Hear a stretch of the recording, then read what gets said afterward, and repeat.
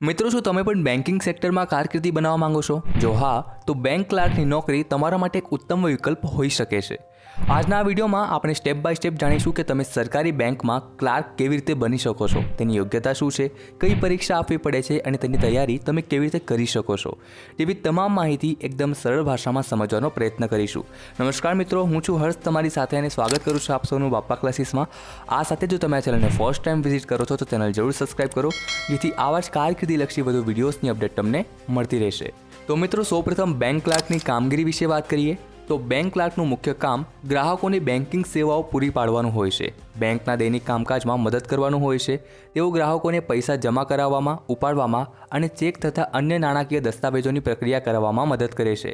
આ ઉપરાંત તેઓ નવા ખાતા ખોલવા માટે ગ્રાહકોને જરૂરી માર્ગદર્શન પણ પૂરું પાડે છે. વાત કરીએ બેંક ક્લાર્ક બનવા માટેની સફરની, તો તેનો સૌથી પહેલો અને મહત્વનો પડાવ છે કે તેની યોગ્યતા વિશે જાણવું. તો કોઈ પણ માન્ય યુનિવર્સિટીમાંથી કોઈ પણ સ્ટ્રીમમાં તમારું ગ્રેજ્યુએશન પૂર્ણ કરેલ હોવું જોઈએ. એજ લિમિટની વાત કરીએ તો તમારી 20 થી 28 વર્ષની વચ્ચે ઉંમર હોવી જોઈએ. જો કે એસટી, એસસી અને ઓબીસી તેમજ અન્ય અનામત વર્ગોના ઉમેદવારોને સરકારી નિયમો મુજબ ઉંમરમાં છૂટછાટ પણ મળે છે. આ સાથે જ તમને કોમ્પ્યુટર ચલાવતા આવડવું જોઈએ, અર્થાત તેની બેઝિક જાણકારી હોવી જરૂરી છે. જો તમે પોતાને આટલી રિક્વાયરમેન્ટથી ફૂલફિલ કરો છો તો ભારતમાં સરકારી બેંકોમાં ક્લાર્કની ભરતી માટેની મુખ્યત્વે બે સંસ્થાઓ પરીક્ષા લે છે. એક IBPS અને બીજી SBI. આ બંને સંસ્થાઓ દ્વારા દર વર્ષે ક્લાર્ક માટેનું નોટિફિકેશન બહાર પાડવામાં આવે છે અને બંને ભરતીઓ માટે અંદાજિત મહિનો જુલાઈથી ઓગસ્ટ વચ્ચેનો હોય છે.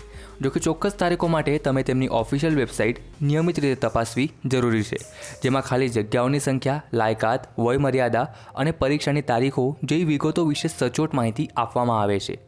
IBPS આ સંસ્થા દેશની મોટાભાગની સરકારી બેંક જેમ કે bank of Baroda, Punjab national bank, Canara bank વગેરે માટે ક્લાર્કની ભરતી માટે આ સંસ્થા પરીક્ષા લે છે. અને SBI અર્થાત સ્ટેટ બેંક ઓફ ઇન્ડિયા પોતાની બેંક માટે અલગથી પરીક્ષા લે છે, જેને SBI ક્લાર્ક અથવા જુનિયર એસોસિએટની પરીક્ષા કહેવામાં આવે છે.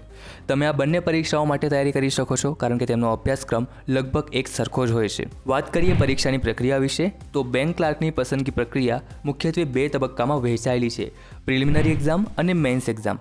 અને સૌથી સારી વાત એ છે કે ક્લાર્કની પોસ્ટ માટે કોઈ ઇન્ટરવ્યૂ હોતું નથી. વાત કરીએ પ્રિલિમિનરી એક્ઝામની તો આ પહેલો તબક્કો છે અને આ માત્ર ક્વોલિફાઇંગ એક્ઝામ છે, એટલે કે તેના માર્ક્સ ફાઇનલ મેરિટમાં ગણાતા નથી. આ પરીક્ષા પાસ કરવી જરૂરી છે જેથી તમે મુખ્ય પરીક્ષા આપી શકો.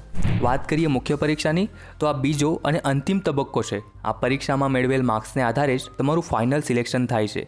જે ઉમેદવાર મેન્સ પરીક્ષાના કટ ઓફને પાર કરે છે તેને જ નોકરી મળે છે. IBPS અને SBI ક્લાર્ક આ બંને પરીક્ષાઓ CBT એટલે કે કોમ્પ્યુટર બેઝડ ટેસ્ટ આધારિત હોય છે.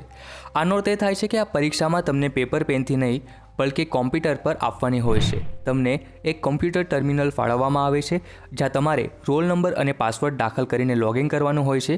ત્યારબાદ પ્રશ્નો કોમ્પ્યુટર સ્ક્રીન પર દેખાય છે અને તમારે માઉસનો ઉપયોગ કરીને યોગ્ય જવાબ પર ક્લિક કરવાનું હોય છે. આ સિસ્ટમ પરીક્ષાને વધુ કાર્યક્ષમ, સુરક્ષિત અને ઝડપી બનાવે છે. આનાથી પરીક્ષાના પરિણામો પણ ઝડપથી જાહેર થાય છે. સ્ટેપ બાય સ્ટેપ આ બંને પરીક્ષાઓ પાસ કર્યા બાદ તમારું નામ મેરિટ લિસ્ટમાં આવે છે. જો તમારું નામ મેરિટ લિસ્ટમાં હોય તો તમને ડોક્યુમેન્ટ વેરિફિકેશન માટે બોલાવવામાં આવે છે. બધા દસ્તાવેજો ચકાસ્યા બાદ તમને બેંક ક્લાર્ક તરીકે નોકરી માટે ઓફર લેટર મળે છે. જો તમે આ બધા પગલાંને ધ્યાનપૂર્વક અનુસરો છો અને સખત મહેનત કરો છો તો તમે ચોક્કસપણે સરકારી બેંકમાં ક્લાર્ક બની શકો છો. વાત કરીએ પેપર પેટર્ન, સબ્જેક્ટ્સ અને સિલેબસની તો તેની વિગતવાર જાણકારી તમને નીચે ડિસ્ક્રિપ્શનમાં મળી જશે, સો ચેકઆઉટ ધેર. અંતે વાત કરી લઈએ મિત્રો સેલેરી વિશે. તો શરૂઆતમાં SBI ક્લાર્કની બેઝિક સેલેરી લગભગ 26,000 રૂપિયા છે. જોકે સમયની સાથેના 6 વખતના વધારા દ્વારા આ પગાર વધીને 65,000 રૂપિયા સુધી પહોંચી શકે છે. બેઝિક 26,000 સેલેરીમાં તમામ ભત્તાઓ ઉમેર્યા બાદ તમારો પગાર દર મહિને લગભગ 44,000 થી 46,000 રૂપિયા સુધી પહોંચી જાય છે. જોકે PF ટેક્સ વગેરે કપાયા બાદ ઇન હેન્ડ સેલેરી સામાન્ય રીતે 40,000 થી 43,000 રૂપિયા હોય છે. આ સાથે જ સમયાંતરે બેંક કર્મચારીઓનું પ્રમોશન અને ટ્રાન્સફર પણ થાય છે, ત્યારે પણ પગાર ઘણો વધી જાય છે. ભારતમાં SBI ક્લાર્કની નોકરીને ઘણી મોટી માનવામાં આવે છે અને મોટી સંખ્યામાં યુવાનો આ નોકરીને મેળવવા માટે તૈયારી કરે છે. અન્ય સરકારી બેંકોની સરખામણીમાં SBI ક્લાર્ક પાસે ઘણા પ્રમોશનના અવસર રહેલા છે.